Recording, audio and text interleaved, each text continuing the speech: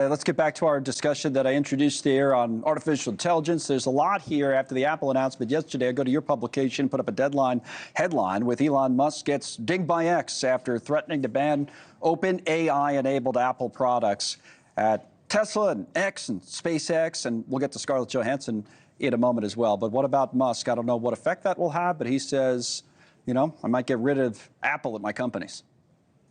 Well, I'm never one for looking too deep into the tea leaves, my friend, but I will look at the stock market. And Apple stock has taken a little bit of a dip today. This was probably not a good play for them. And of course, Elon Musk, with the platform of X/Twitter and all that, Elon loves to shoot off. And we should also be clear that Elon is one of the co-founders of OpenAI. Yep. He walked away from them several years ago, saying that he didn't believe they were following the mission statement to help humanity. He's actually already involved in one lawsuit with them. And he's got, having said all that, and Elon loves to shoot off about every topic in the world, and also point out he's got his own AI, which he might be trying to sell as well to people to get on board with. He does have a point here about privacy. Apple has always valued itself about privacy, much more than, say, other smartphone manufacturers. But if Apple is going to use OpenAI to answer questions that its own Apple Intelligence, nice acronym there, my friend, can't answer, you do put those on OpenAI servers, which does open a door of privacy risks, especially in terms of data harvesting.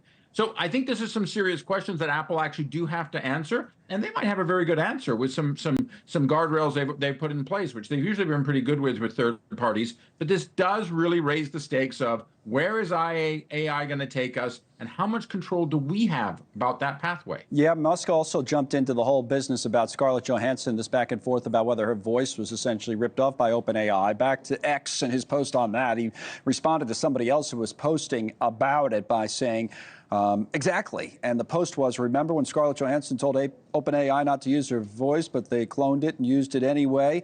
Now imagine what they could do with your phone data if you don't allow them to use it. So, Congress wants her to testify about this. The story's not done yet.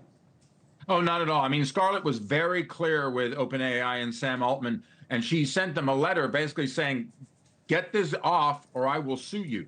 Scarlett, of course, has has taken Disney and other people to court in the past, so she's not afraid to get her hands dirty in the docket. I think this conversation in front of Congress, they want her to come next month. She's probably going to come in October, she says. Scarlett will probably be quite involved in the political campaign, as she has been in the past for the Democrats.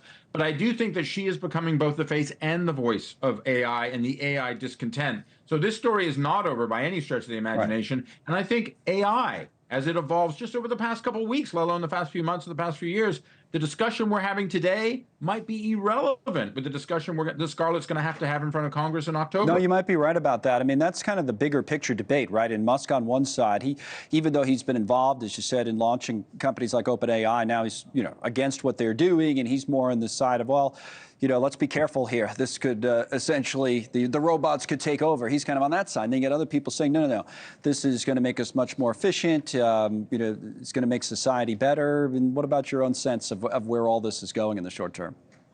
Well, I will say this. Here in Hollywood, AI was a huge part of the negotiations during the strikes last year with the Writers Guild and the Actors Union. A huge amount of worry about protection that. Studios wanted to just bring what we call extras, background people. They come in to do a show. They want to scan their bodies and say, here's a few $100, never come back again. And for some people, this is important money for them to make. So clearly there's a big push and pull here. AI is the great unknown. Is it Skynet? I don't know. Is it Siri? Maybe. Seems to be with Apple. But I do think the question is we don't know where this is going. It's an exploration in that sense. And in some ways, you're seeing the federal government doing this. The Biden administration has brought in some guardrails in terms of federal employees and federal programs. There is clearly a move in Congress to do something. Bizarrely enough, has bipartisan support, which is one of the few things that Republicans and Democrats can agree on. The question is what are they going to agree on? What are the pathways? And as to repeat myself, by the time you put these laws in place or these executive orders in place, AI might have evolved to a whole new state, which kind of renders what you've done moot. That's always been the problem with legislating technology. It can grow faster than the legislation. Dominic Patten, Deadline, live from the West Coast. Thank you, sir. Thanks so much for watching. Just go to joinnn.com to find News Nation on your television provider. And don't forget to click the red subscribe button below to get more of News Nation's fact-driven, unbiased coverage.